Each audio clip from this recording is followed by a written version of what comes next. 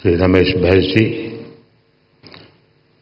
मुख्यमंत्री श्रीमान एकनाथ शिंदे जी, मंत्रिमंडल के मेरे सहयोगी निर्मला सीतारमण जी, भागवत कराड़ जी, पंकज चौधरी जी, महाराष्ट्र सरकार के उप मुख्यमंत्री देवेंद्र जी अजीत जी, रिजर्व बैंक के governor Shaktikanta Das ji, reserve bank of India के अधिकारी, अन्य महानुभाव, देवी और सज्जनों, आज भारत का रिजर्व बैंक एक ऐतिहासिक पड़ाव पर पहुंचा है। आरबीआई ने अपने 90 इयर्स पूरे किए हैं। एक संस्थान के रूप में आरबीआई आजादी के पहले और आजादी के बाद दोनों ही कालखंड का गवाह है। आज पूरी दुनिया में आरबीआई की पहचान उसके प्रोफेशनलिज्म और कमिटमेंट की वजह से बनी है। मैं आप सभी को रिजर्व बैंक ऑफ इंडिया के सभी कर्मचारियों और अधिकारियों को आरबीआई की स्थापना के 90 इयर्स की बधाई देता हूं।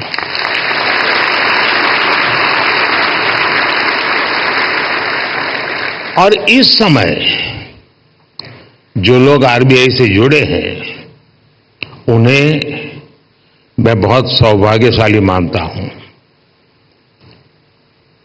आज आप जो नीतियां बनाएंगे, जो काम करेंगे, उनसे आरबीआई के अगले दशक की दिशा तय होगी। ये दशक इस संस्थान को उसके शताब्दी वर्ष तक ले जाने वाला दशक है और ये दशक विकसित भारत की संकल्प यात्रा के लिए भी उतना ही अहम है। और इसके लिए जैसा आप लोगों का मंत्र है, आरबीआई को तेज ग्रोथ को सर्वोच्च प्राथमिकता देते हुए ट्रस्ट और स्टेबिलिटी पर भी उतना ही फोकस करना है। मैं आरबीआई को उसके लक्ष्यों और संकल्पों के लिए भी शुभकामनाएं देता हूं। साथियों, आप सभी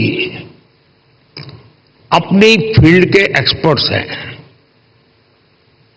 आप जानते हैं कि देश की अर्थव्यवस्था, हमारी जीडीपी काफी हद तक मॉनेटरी और फिस्कल पॉलिसीज के कोऑर्डिनेशन पर निर्भर करती है। मुझे याद है जब 2014 में रिजर्व बैंक के 80वें वर्ष के कार्यक्रम में आया था,